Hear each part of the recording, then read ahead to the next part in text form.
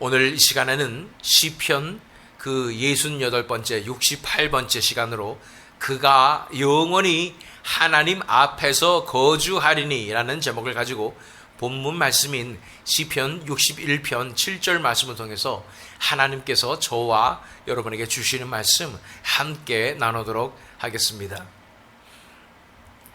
만약 하나님께서 여러분들에게 갑자기 나타나셔서 이렇게 물으신다면, 네 소원이 무엇이냐 이렇게 물으신다면 우리 가슴에 손을 얹고 무엇이라고 대답하겠습니까?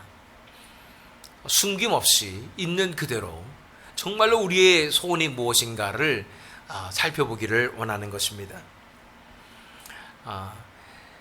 다윗은 소원이 무엇이었을까요? 이 본문 말씀은 다윗이 가장 위기 상황 가운데 있을 때 그의 소원이 무엇이었는지가 드러나는 그런 본문의 말씀이 시편 61편 말씀입니다. 그의 소원은 바로 하나님의 나라가 임하는 것이고 또 예수 그리스도께서 왕 되시는 것이 그의 소원이었음을 우리는 바라보게 되는 것입니다. 이 본문 말씀을 우리가 함께 묵상하면서 우리의 마음 가운데 어떠한 소원으로 하나님 앞에 나아갈 수 있는지에 대해서 함께 살펴보는 시간 갖도록 하겠습니다. 시편 61편을 우리가 묵상하게 되는데 시편 61편의 표제는 이렇습니다. 다윗의 시 영장으로 현악에 맞춘 노래라고 되어 있습니다.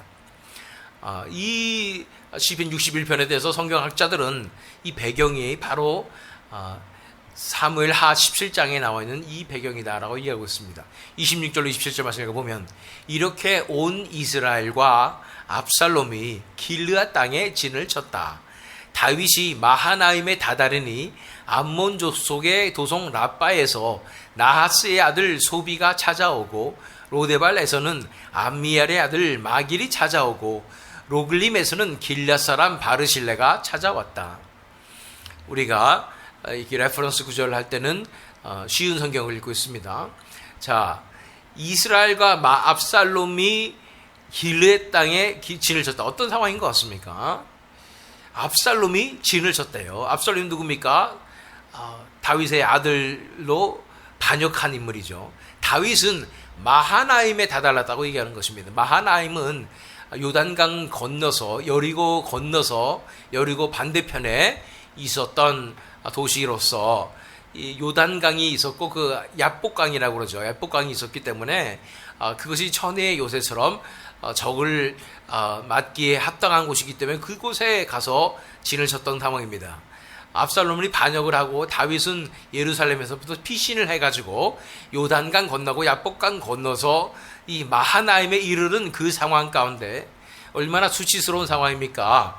다윗이 왔다는 소식을 듣고 그 지역 근처에 있는 사람들이 다 몰려왔어요. 암몬 족속의 도성 라빠에서 나하스의 아들 소비가 찾아오고 로데발에서는 암미엘의 아들 마길이 찾아오고 로글림에서는 길앗 사람 바르실레가 찾아왔습니다. 먼저 그때 당시 다윗이 강성했으니까 이들은 인사드리러 온 것은 확실합니다. 그러나 다윗의 입장에서 봤을 때는 굉장히 수치스러운 장면이죠. 반역이 일어나서 쫓겨다니는 상황 가운데 그 지역에 있는 이 왕들이 찾아오고 귀족들이 찾아와가지고 인사하는 상황인 것입니다. 그래서 그들은 또한 다윗을 보면서 이 상황을 파악하려고 하겠죠. 얼마나 지금 위급한 상황인지, 다윗의 힘이 얼마나 약해졌는지, 우리는 어떻게 또 이 상황을 유리하게 이끌 수 있는지, 이런 것을 다 계산하면서 그들이 오는 그런 치욕적인 상황에 이르렀던 것입니다. 그런 상황에서 다윗이 짓게 된 시가 바로 시편 61편이라고 얘기하고 있는 것입니다. 시편 61편으로 가서 1절로 2절 말씀 읽겠습니다. 하나님, 내가 부르짖는 소리를 들으시고 내 기도 소리를 귀담아 들어주십시오. 내 마음이 약해질 때 땅끝에서 주님을 부릅니다. 내 힘으로 오를 수 없는 저 바위 위로 나를 인도하여 주십시오. 내가 부르짖는 소리를 들으시고 내 기도 소리를 귀담아 들어주십시오. 지금 상황에 내가 이곳까지 마하나임까지 쫓겨나왔습니다. 그리고 압살롬이 코앞까지 이르는 이 상황 가운데 또 사람들이 찾아와서 얘는 어떻게 되나 보자 하면서 이렇게 팔짱 끼고 보고 있는 이런 상황 가운데 하나님, 내 마음이 약해질 때 이 땅 끝에서 더 이상 어디로 도망갈 수도 없는 그 땅 끝에서 주님을 부릅니다. 이 마하나임에서 주님을 부릅니다 라고 고백하는 것입니다. 내 힘으로 오를 수 없는 저 바위 위로 나를 인도하여 주십시오. 나는 더 이상 도망갈 곳이 없고 도망갈 힘도 없습니다. 하나님께서 나를 들어 올려주셔서 바위 위로 올려주시고 나를 보호하여 주시옵소서 라고 간구하는 장면인 것입니다. 더 나아가서 3절과 4절 말씀을 읽어보면 주님은 나의 피난처시요 원수들에게서 나를 지켜주는 견고한 망대이십니다. 내가 영원토록 주님의 장막에 머무르며 주님의 날개 아래로 피하겠습니다. 셀라. 그 와중에 이제 하나님만이 피난처가 되심을 고백하는 것입니다. 더 이상 도망갈 데가 없는 땅끝까지 이르러서 마하나임에 이르러서 다윗은 하나님 앞에 고백합니다. 주님만이 나의 피난처가 되시고 원수들로부터 나를 지켜주시는 견고한 망대이십니다. 내가 하나님 품 안에 거하며 하나님의 전에 거하며 장막 안에 머물며 주의 날개 아래로 피하겠나이다 라고 하나님 앞에 간구하는 것입니다. 그러면서 5절 말씀으로 들어가면 주님은 나의 하나님, 주님께서 내 서원을 들어주시고 주님의 이름을 경외하는 사람이 받을 유업을 내게 주셨습니다. 그래서 하나님께서 지금까지 행하셨던 그 신실하신 역사를 기억하며 하나님께서 반드시 또한 이번에도 역사해 주실 것이라는 믿음으로 고백하게 되는 것입니다. 물론 다윗이 기억했을 것입니다. 내가 범죄함으로 집안에서 이러한 반역이 일어나며 이렇게 하나님 앞에 징계를 받아서 이렇게 되는구나라는 생각을 했을 것입니다. 그러나 그와 동시에 그러나 하나님의 약속이 있었고 하나님의 언약이 있었기 때문에 반드시 하나님께서 언약을 지켜주시고 나를 보호해주실 뿐 아니라 나를 건져내 주실 것이라는 것을 믿는 것입니다. 내가 주님을 경외합니다. 그런데 주님 경외하는 사람을 위에서 주실 유업을 내게 주신 줄 믿습니다 라고 믿음의 고백을 하는 것입니다. 이렇게 이 위기 상황 가운데서 자신의 이 사정을 토로하고 하나님 앞에 나올 때에 갑자기 다윗에게 어떤 일이 일어나는 것을 보게 됩니다. 그래서 시의 톤이 갑자기 바뀌어요. 6절 말씀 읽어보면 왕의 날을 더하여 주시고 왕의 해를 더하여 주셔서 오래오래 살게 하여 주시기를 원합니다. 갑자기 왕에 대해서 얘기를 하게 되는 거예요. 이것에 대해서 우리가 여러 가지로 해석해 볼 수가 있겠습니다. 그 전까지는 다윗이 나의 입장에서 1인칭의 입장에서 하나님 앞에 간구를 하는 상황이었는데 갑자기 왕의 입장이니까 이거는 자기를 3인칭으로 보고 있는 건가? 이런 생각이 드는 것입니다. 물론 가장 첫 번째 해석해 볼 수 있는 것은 자기를 지칭하며 내가 이대로 무너지지 않게 해주시고 내 날이 더 지속되게 하여 주십시오 라고 말한다고 볼 수도 있겠습니다. 그것이 뭐 틀리다고 볼 수는 없겠습니다. 그러나 또한 다른 해석으로 봤을 때는 다윗에게 약속하셨던, 우리가 은혜 언약에서 다윗 언약 살펴보았잖아요. 약속하셨던 그 후손을 통하여 다윗의 왕조가 영원할 것이라는 언약을 분명히 주셨기 때문에 그 약속을 지켜주시고 나의 자손들이 이 왕위를 유지할 수 있도록 하여 주시옵소서라고 기도하는 장면이라고 볼 수도 있겠습니다. 그러나 이 장면은 다윗이 간구하며 하나님 앞에 나아갈 때 그 절체절명의 위기 순간에 그곳에서 고통받고 가장 절박한 순간에 하나님 앞에 부르짖을 때, 하나님을 피난처 삼으며 주의 날개 아래 피할 때에 그곳에 뭔가 다윗에게 일이 일어나는데, 그것은 다윗에게 영적인 눈이 열려서 하나님의 나라의 차원이 임한 것입니다. 그렇기 때문에 그는 하나님의 나라를 바라보며 하나님께서 하실 일들을 바라보며 영원한 왕이 임하실 것이라는 확신으로 이러한 prophetic한 이런 예언적인 선포를 하게 되는 것을 보게 되는 것입니다. 왕의 날을 더하여 주시고 왕의 해를 더하여 주셔서 오래오래 살게 하여 주시기를 원합니다. 이 왕이 누구예요? 그러면 영원하신 왕 예수 그리스도를 바라보며 그분께서 사실 그 미래를 바라보며 그분을 송축하며 그분을 축복하며 이 고백을 드리는 장면으로 갑자기 바뀌는 것입니다.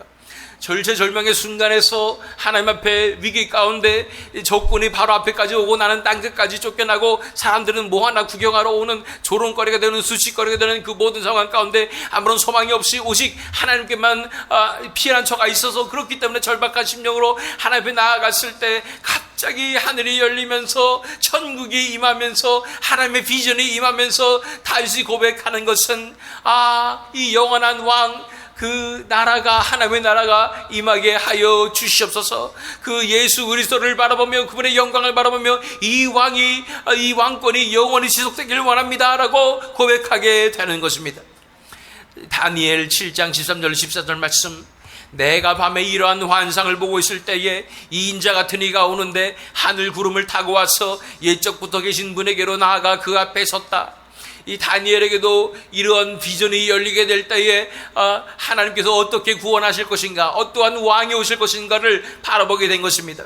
옛부터 계신 분이, 이것은 하나님을 얘기하는 것이고 그에게 권세와 영광과 나라를 줘서 그에게는 그 바로 인자 같은 이 바로 예수 그리스도를 드러내는 것입니다.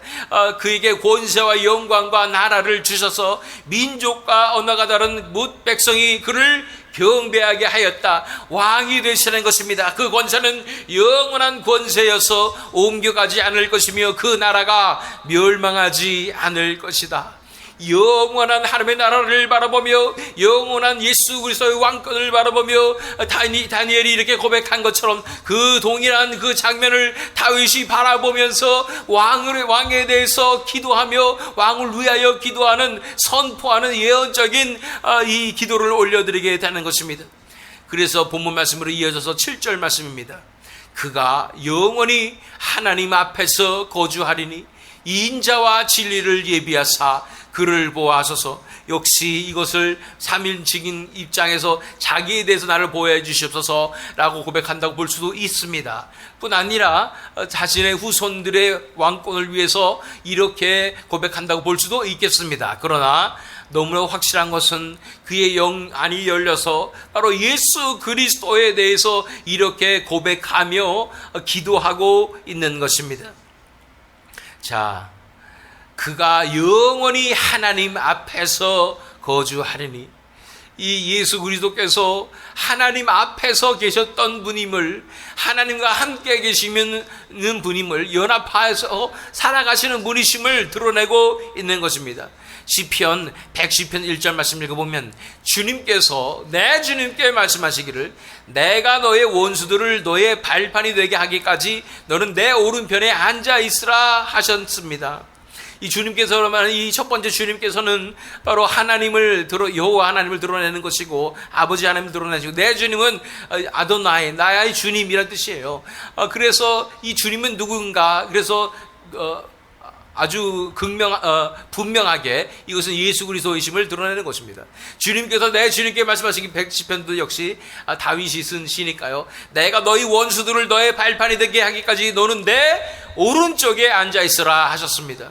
하나님 아버지와 연합됐을 뿐 아니라 하나님의 보좌 우편에 앉으신 예수 그리스도, 하나님의 보좌 우편에 앉아서 우리가 새벽 예배 때 계속 살펴보았던 것처럼 그곳에 계셔서만 하는 예수님을 우리는 보게 되는 것입니다. 우리를 위하여 중보하시며 지금도 사역하고 계시는 예수님을 바라보게 되는 것입니다. 뿐 아니라 요한복음 8장 28절로 29절 말씀 보면, 그러므로 예수께서 그들에게 말씀하셨다. 너는 이 인자가 높이 들려 올려질 때야 내가 곧 나라는 것과 또 내가 아무것도 내 마음대로 하지 아니하고 아버지께서 나에게 가르쳐 주신 대로 말한다는 것을 알게 될 것이다. 여기서 내가 곧 나라는 I am who I am 무슨 뜻입니까? 내가 곧 이것은 하나님만이 표현할 수 있는 표현이라고 우리가 배운 적이 있습니다. 내가 곧 나라는 것은 I am who I am 하나님께서만 쓸 수 있는 표현이라는 것입니다. 또 내 마음대로 하지 않냐고 아버지께서 나에게 가르쳐 주신 대로 말한다는 것을 알게 될 것이다. 다시 말해서 예수님께서 하신 모든 말씀이 다 아버지께로부터 왔고 아버지께서 가르쳐 주신 것만 내가 말하고 있다고 얘기하는 것입니다. 나를 보내신 분이 나와 함께 하신다. 그분은 나를 혼자 버려두지 않으셨다. 그것은 내가 언제나 아버지께서 기뻐하시는 일을 하기 때문이다. 그래서 예수님께서 항상 아버지의 음성을 들으며 아버지의 뜻대로 행하며 아버지와 연합되어서 동행하며 살고 계시다는 것을 나타내고 있는 것입니다. 그렇습니다. 그가 영원히 하나님 앞에서 거주하리니라는 말씀은 예수님께서 정말 하나님과 함께 계셔서 연합되어서 살아 계시는 것을 바라보게 되는 것입니다.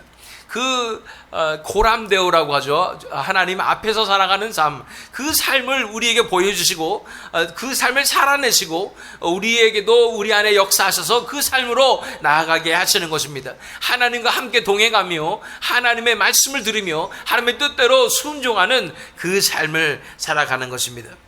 지난 주에 제가 리차드 목사님, 인도에 있는 벵갈로에 있는 리차드 목사님에 대해서 말씀드린 적이 있습니다. 하나님께서 말씀하셔서 이 성령의 인도하심이 있어서 멀리 7시간, 8시간 기차를 타고 가서 무슬림 지역에 가서 그 위험한 곳에 가서 복음을 전한다는 것입니다.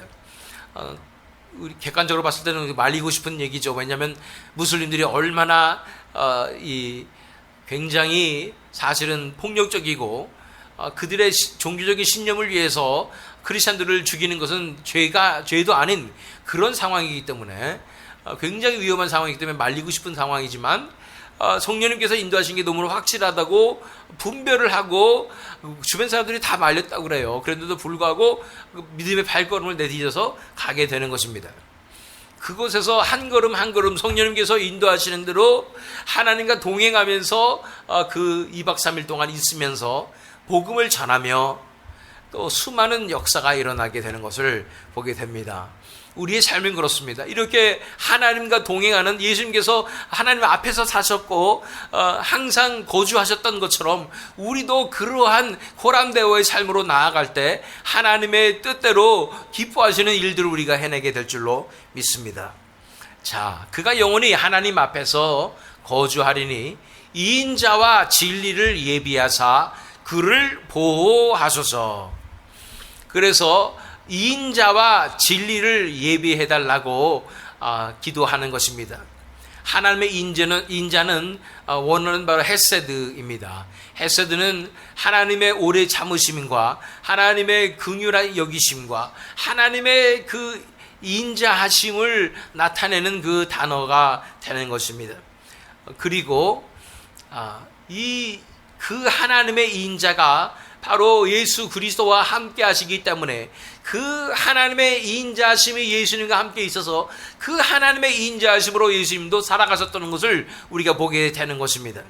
요한복음 8장 10절 11절 말씀을 읽어보면 예수께서 몸을 일으키시고 여자에게 말씀하셨다. 이 여자는 누굴까요? 가늠하다 잡힌 여인이겠죠. 여자여, 사람들은 어디에 있느냐? 너를 정죄한 사람이 한 사람도 없느냐? 여자가 대답하였다. 주님, 한 사람도 없습니다. 예수께서 말씀하셨다. 나도 너를 정죄하지 않는다. 가서 이제부터 다시는 죄를 짓지 말아라. 그래서 예수님께 임한 이 하나님의 인자하심이 예수님 하나님과 동행하면서 하나님과 하나 된 그 하나님의 인자하심이 예수님께 임할 때 예수님의 인자하심이 드러나는 것입니다. 나도 너를 정죄하지 않는다. 가서 이제부터 다시는 죄를 짓지 말아라. 이것은 예수님께서 직무유기를 하시는 상황이 아닙니다. 오히려 이 여인을 구하시는 상황이고 이 여인을 진정한 사랑으로 인하여 그 여인을 하나님께로 이끄는 상황임을 우리가 바라볼 필요가 있는 것입니다. 이 사랑을 받은 여인이 어떻게 되었다는 것은 우리 성경에 기록되어 있지는 않습니다. 그러나 이 사랑을 받은 이 여인은 분명히 그 사랑 앞에 엎드러졌을 것이라고 믿습니다. 그리고 예수님께서 말씀하신 대로 이제부터는 다시는 죄를 짓지 아니하는 그러한 삶으로 나아가게 됐을 줄로 믿습니다. 레귤레이션, 이 법률과 규칙과 이런 것들이 사람의 행동을 바꾸는 것이 아닙니다. 겉으로 행동 바꿀 수 있어도 속에서부터 진심으로 사람이 변할 수는 없는 것입니다. 그러나 사람을 변화시키는 것은 사랑입니다. 진정한 인자하심입니다. 그 사랑이 강권하셨을 때 변화가 일어나는 것입니다. 하나님의 신적인 사랑, 이 헤세드의 사랑을 예수님께서 보여주실 때 이 여인도 변화되는 줄로 믿습니다. 뿐 아니라 보니까 인자와 진리를 예비하사 그를 보아소서. 여기서 말하는 진리가 무엇일까요? 바로 하나님의 말씀이며 하나님의 뜻을 진리라고 말씀하고 있는 것입니다. 요한복음 5장 30절 말씀을 보면 나는 아무것도 내 마음대로 할 수 없다. 나는 아버지께서 하라고 하시는 대로 심판한다. 내 심판은 올바르다. 그것은 내가 내 뜻대로 하려 하지 않고 나를 보내신 분의 뜻대로 하려 하기 때문이라. 예수님께서 행하셨던 이 행동들도, 말씀하셨던 것도 다 하나님께서 주시는 말씀이었지만 하라고 하는 행동들도 다 하나님의 뜻대로 하는 행동이었다고 말하고 있는 것입니다. 이 진리는 바로 아버지의 뜻이 내 삶 가운데 이루어지는 것입니다. 진리는 아버지의 뜻을 내 삶을 통해서 선포하는 것이 바로 진리라고 말씀하고 있는 것입니다. 그래서 그가 영원히 하나님 앞에 거주하리니 인자와 진리를 예비하사 그를 보호하소서라고 간구하고 있는 것입니다. 그러면서 다시 한번 관점이 바뀌면서 톤이 바뀌면서 이제 8절 말씀이 마지막 절 말씀입니다. 그때에 나는 주님의 이름을 영원토록 노래하며 내가 서원한 바를 날마다 이루겠습니다. 주님의 이름을 영원토록 노래하며 내가 서원한 바를 날마다 이루겠습니다라고 다윗이 고백하게 되는데, 다윗이 절체절명의 위기 상황 가운데 하나님 앞에 간절한 마음으로 부르짖었을 때 하나님의 나라가 열리고 하나님의 뜻이 보이고 왕 대신 예수 그리스도께서 오실 그 날을 꿈꾸며 바라보게 되며 하나님의 나라를 소망하게 되는 그 순간, 이제 다윗이 고백하는 것은 나는 주님의 이름을 영원토록 노래하며 내가 소원한 바를 날마다 이루겠습니다. 이것은 무엇을 뜻이냐면 내가 날마다 이 나라를 위해서 보여주신 이 비전을 위해서 왕 대신 예수 그리스도께서 오시는 그 날을 위하여 나는 날마다 헌신하며 나아가겠습니다 라고 고백하는 것입니다. 로마서 14장 8절로 9절 말씀처럼 우리는 살아도 주님을 위하여 살고 죽어도 주님을 위하여 죽습니다. 그러므로 우리는 살든지 죽든지 주님의 것입니다. 그리스도께서 죽으셨다가 살아나신 것은 죽은 사람에게도 산 사람에게도 다 주님이 되시려는 것이었습니다. 그래서 진정한 믿음으로 나가는데 살아도 주님을 위하여 살고 죽어도 주님을 위하여 죽는 진정한 헌신으로 나가는 것입니다.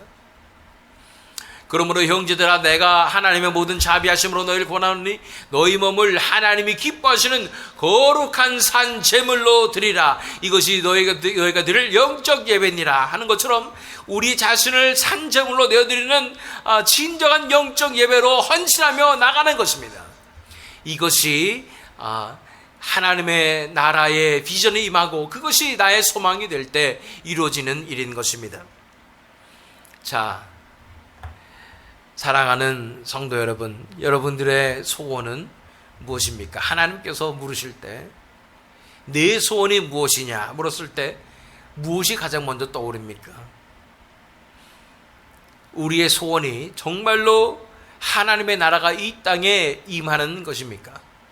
정말로 예수 그리스도께서 왕으로 오시는 것이 우리의 소원입니까? 우리 소원이 이거야 됩니다. 이거가 아니면 안 됩니다. 다윗이 가졌던 그 소망을 우리도 갖길 원합니다. 어떻게 다윗이 가질 수 있었다고요? 하나님의 나라가 열려서 하나님 나라의 차원으로 가서 하나님의 진실을 알게 될 때, 실체를 알게 될 때 우리는 그 아름다운 하나님의 나라를 바라보며 또한 예수님께서 왕 되시는 그 기쁜 순간을 바라보며 그것이 우리의 소원으로 다가오게 되는 것입니다. 그래서 다윗이 말하는 것처럼 내가 날마다 소원을 이행하리이다. 그리고 사도 바울이 얘기한 것처럼 살든지 죽든지 주를 위하여 살겠나이다 라고 고백하는 것처럼 전적으로 이 비전을 위해서, 하나님의 나라를 위해서, 예수 그리스도께서 왕으로 오시는 그 길을 예비하는 그 일을 위하여 우리가 전적으로 헌신하여 나아가는 것입니다. 아까 제가 인도의 리차드 목사님 얘기 드렸어요. 성령의 인도하심에 순종해서 무슬림의 지역에 가서 복음을 전파하는데 몇 군데나 돌아다니면서 굉장히 많이 돌아다녔다고 해요. 많은 지역을 방문했는데 가는 곳마다 핍박이 있었고 박해가 있었고 위협이 있었다. 심지어 어떤 곳에서는 지금 5분만 더 있으면 내가 널 죽일 거야 라고 위협을 받았다는 거예요. 그래서 성령님께 간구하고 기도하니까 그것을 떠나라고 말씀하시는 감동이 있었어. 안 그랬으면 거기서 계속 버텼을 텐데 정말로 죽일 것 같았나 봐요. 그래서 그것을 떠나서 한 10km나 떨어진 다음 지역으로 갔습니다. 가면서 기도할 때 성령님께서 말씀하셨다 그래요. 너는 이 여행에서 3명만 만나면 된다. 그 3명에게만 복음을 전하면 된다 라고 말씀하셨다는 거예요. 그래서 그 다음 지역에 가서 열심히 복음을 전하고 있는데 갑자기 세 명의 남자가 다가온 것입니다.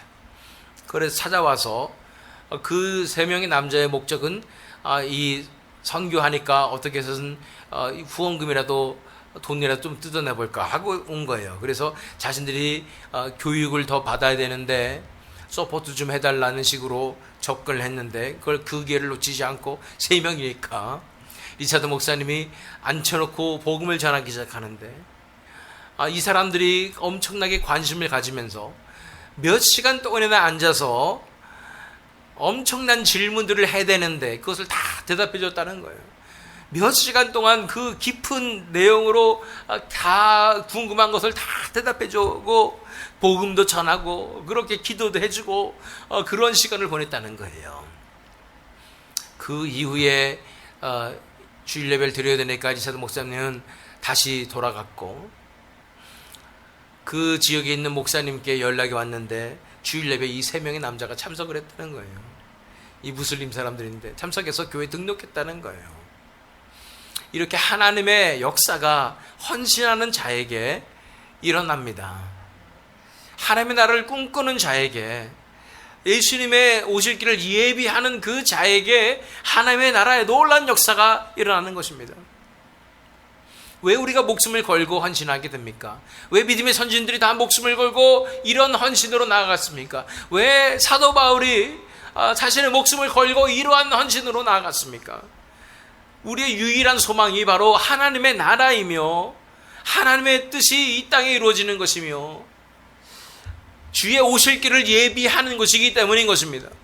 예수님께서 우리에게 이렇게 기도하라고 하셨습니다. Thy kingdom come, 나라의 임하옵시며, 그리고 하나님의 뜻이 하늘에서인 것 같이 땅에서도 이루어지이다. Thy will be done on earth as it is in heaven. 이렇게 하나님의 나라가 우리의 소망이 되며 하나님의 뜻이 이루어지는 것이, 이 땅에 이루어지는 것이, 하나님의 나라가 이 땅에 이루어지고 예수 그리스도께서 오시는 것이 우리의 소망이 되는 그런 삶으로 우리가 헌신하며 나아가야 될 줄로 믿습니다. 이런 헌신을 하기 위해서 우리도 우리 영적인 눈이 열려서 하나님 나라 차원으로 들어가야 되지 않겠습니까? 나에게도 보여주시옵소서. 하나님 나라의 실체를 보여주시고 그곳에서 하나님께서 무엇을 하고 계시는지, 하나님 나라가 정말 올 것인지, 또 예수 그리스도께서 왕으로 오시는 것이 어떻게 예비되고 있는 것인지, 그 예비되는 것을 위해 우리를 부르셨으며 그것을 이루기 위해서 이 부흥의 놀란 사명을 우리에게 주셨음을 바라보게 하여 주시옵소서라고 하나님 앞에 간구하며 나아갈 때 때 하나님께서 반드시 은혜를 베풀어 주셔서 우리도 보게 하여 주실 줄 믿습니다. 우리도 진정으로 다윗과 같이 헌신하여 또 이 믿음의 선진들과 같이 목숨과 맞춰서 헌신하여 주의 오실 길을 예비하는 이런 놀라운 부흥의 사명을 감당하게 될 줄로 믿습니다. 예수님을 위하여 기도하십시오. 그에게 아들에게 입맞추라 고 말씀하셨습니다. 예수 그리스도를 위하여 간구하십시오. 그분의 나라가 임할 것을 위하여 간구하십시오. 그가 예수 그리스도께서 함께 하시는 놀라운 능력으로 이 나라가 임하기를 간구할 때 하나님의 놀라운 은혜와 함께 하심이 저와 여러분에게 함께 있을 줄 믿습니다. 이렇게 간구함으로 하나님의 나라를 앞당겨오며 주의 오실 길을 예비하시는 저와 여러분 되시기를, 또한 이 새믿음 장로교회 되기를 예수 그리스도의 이름으로 축원합니다.